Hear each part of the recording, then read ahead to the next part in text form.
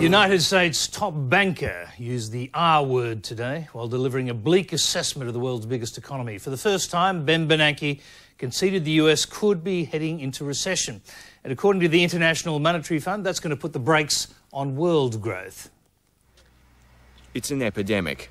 Borrowers are failing to make their repayments and banks are repossessing properties. Hundreds of thousands of families have been forced from their homes. Go ahead and be staying upstairs, packing your stuff, getting everything ready to live out of the suitcase, and we're going to start bringing the stuff out. Constable John Cullens is known as the Grim Reaper. I always tell people this, a house doesn't make a home. Well, neither does the sidewalk. Well, that's true. That's very true. He evicts more than half a dozen families a week. You don't know what it's like hearing people call you, crying, begging, pleading to give them at least more time. He's not the only one feeling the strain. The nation's central banker made his first public comment since dramatically bailing out investment giant Bear Stearns. A recession is possible. It's the first time Ben Bernanke's acknowledged the possibility of a recession. It now appears likely that real gross domestic product will not grow much, if at all, over the first half of 2008, and could even contract slightly. The two Democratic presidential candidates have been using the R word for months. They're campaigning in Pennsylvania, where the economy is the #1 issue.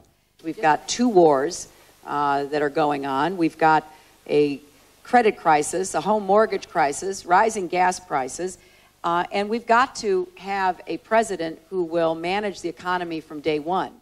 The United States isn't the only country facing the possibility of a serious slowdown. The International Monetary Fund's cut its forecast for world growth because of what it calls America's worst financial crisis since the Great Depression. The IMF predicts there's a 1 in 4 chance of global recession. Mark Simpkin, Lateline. Back to Australia now, and one of Queensland's most notorious sex offenders has been arrested over an alleged rape of a 61-year-old woman on the Gold Coast. Robert John Farden was taken into custody earlier tonight at his home on prison land in Brisbane's west. The arrest is likely to cause a political storm in Queensland. Farden was released from jail in late 2006 after serving 27 years for various sex offences. The 59-year-old was declared a dangerous sexual offender and subjected to strict reporting conditions. He breached some of those last year when he was intercepted by police in northern Queensland. He was allowed to return to the community. He was hounded out of one suburb in Ipswich, west of Brisbane. And the opposition said the government didn't do enough to keep Farden behind bars and demanded he be fitted with a GPS tracking device. Well, tonight, the police minister was not available for comment. 3 people have now died in wild weather, which ripped through Australia's southern states over the last 24 hours. Massive clean-up operations are continuing in Victoria, Tasmania and South Australia. Rachel Carbonell reports. The evidence of the storm's power is still bobbing in the shallows of Victoria's Mornington Peninsula. Among the boats torn from their moorings, 4 sank. Yacht owners were out early to assess the damage. Devastated to see it sitting on the beach, just shouldn't be here, should be sitting out there on its mooring. The storm traced an arc of damage across 3 southern states. In Victoria, the State Emergency Service was overrun with calls for help. There's been more than 3,500 call-outs which have been made. Yesterday at peak time, calls were coming in for an hour there, 1 every 4 seconds. The power companies were also busy as electricity to tens of thousands of homes and businesses was cut.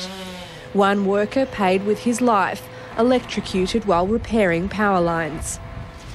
Yesterday, a woman was killed walking past a suburban post office during the high winds. A construction site worker also died in a building site collapse. Many others were injured, like this jogger who was hit by a flying 80-kilogram piece of laminate from a nearby building site. Just copped a knock to the head and was lights out. I can't really remember much more than that. The worst dust storms in 25 years caused visibility problems in regional Victoria, and the Victorian Alps had an early dusting of snow. The weather hit Tasmania with a similar fury. Roofs were ripped from houses, trees and power lines were torn down, and there were widespread power outages.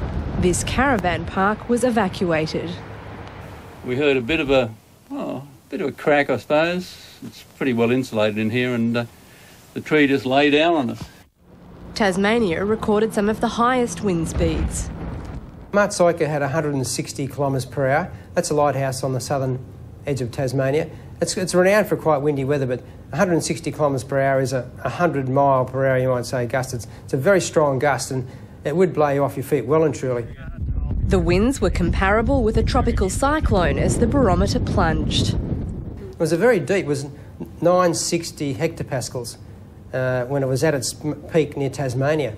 And a lot of cyclones are around 960. That can be a reasonable cyclone. It was freak weather, but some are warning it could become more frequent. Unfortunately, we probably will see more of this type of event in the future. If you look at all of the predictions on climate change, a lot of people focus on temperature and rainfall.